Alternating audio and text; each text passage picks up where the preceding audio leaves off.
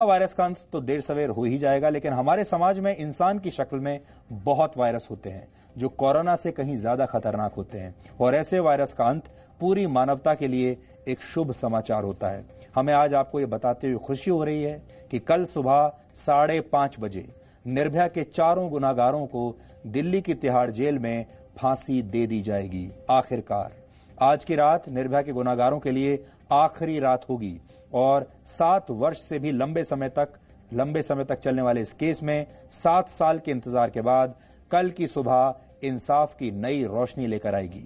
निचली अदालत और सुप्रीम कोर्ट में आज चारों दोषियों की अलग अलग याचिकाएं खारिज हो गईं और यह तय हो गया कि अब उन्हें फांसी के फंदे से कोई नहीं बचा सकता। वैसे निर्भया के दोषियों के वकील दिल्ली हाई कोर्ट भी पहुंच गए हैं। अगर यह मामला हाई कोर्ट से खारिज होता है तो रात में ही दोषियों के वकील सुप्रीम कोर्ट भी पहुंच सकते हैं। आप तो जानते हैं आजकल ये फैशन बन गया है कि रात में जाकर ऐसे गुनाहगारों की जान बचाने के लिए कुछ लोग कोशिश करते हैं। इसलिए निर्भया के वकील अभी हाई कोर्ट पहुंचे हैं, सुप्रीम कोर्ट भी जा सकते हैं।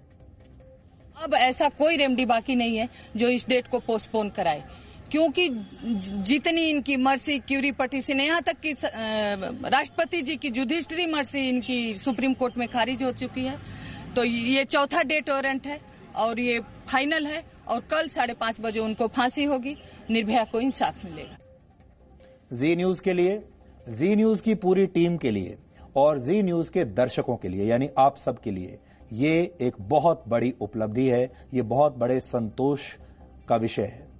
निर्भया को इंसाफ दिलाने के लिए हमने एक मुहिम शुरू की थी जिसमें पूरे देश का, आप सबका ऐतिहासिक सहयोग मिला था और खुद निर्भया की मां ने उस अभियान में हमारा साथ दिया था और आप सब से अपील की थी।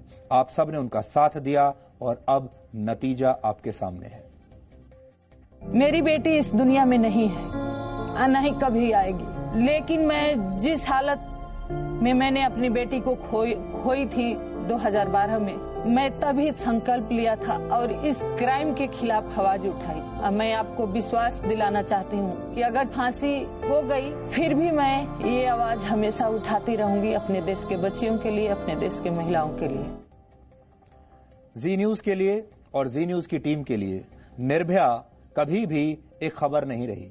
निर्भया हमारे लिए न्याय की वो यात्रा है जो आगे भी ऐसे ही जारी रहेगी। हम उम्मीद करते हैं कि आज की रात अन्याय के अंधेरे की आखिरी रात होगी और हम जिस तरह की पत्रकारिता करते हैं, चाहे वो कोरोना वायरस हो, चाहे वो निर्भया हो, ये सब हमारे लिए खबर नहीं है, ये हमारे लिए मुहिम है और हमारी कोशिश ये होती है कि हम जो कुछ आपको दिखा रहे हैं, क्या उसका असर भी आपके जीवन पर पड़ेगा, क्या उसका असर देश पर पड़ेगा, क्या हम आपके जीवन में कोई बदलाव ला सकते हैं। वरना खबरें दिखाना तो बहुत आसान बात है। कल जो उजाला होगा वो हमारे देश की महिलाओं को निर्भय होकर चलने की ऊर्जा देगा। निर्भय होकर वो इस देश में कहीं भी जा सकती हैं, किसी भी समय घर से बाहर निकल सकती हैं, यही हमारी उम्मीद है।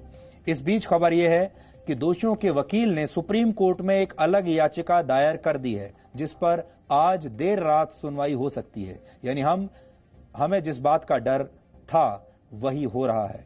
आतंकवादियों की फांसी टलवाने की कोशिशों के बाद अब बलात्कारियों की फांसी टलवाने के लिए भी आधी रात में देश की अदालतें खुलवाई जा रही हैं और देश की अदालतें खुल भी रही हैं। इसलिए ये बात अपनी डायरी में आप नोट जरूर कर लीजिएगा। ये जो विचार है इसे आप भूलिएगा मत, अपने साथ रखिएगा।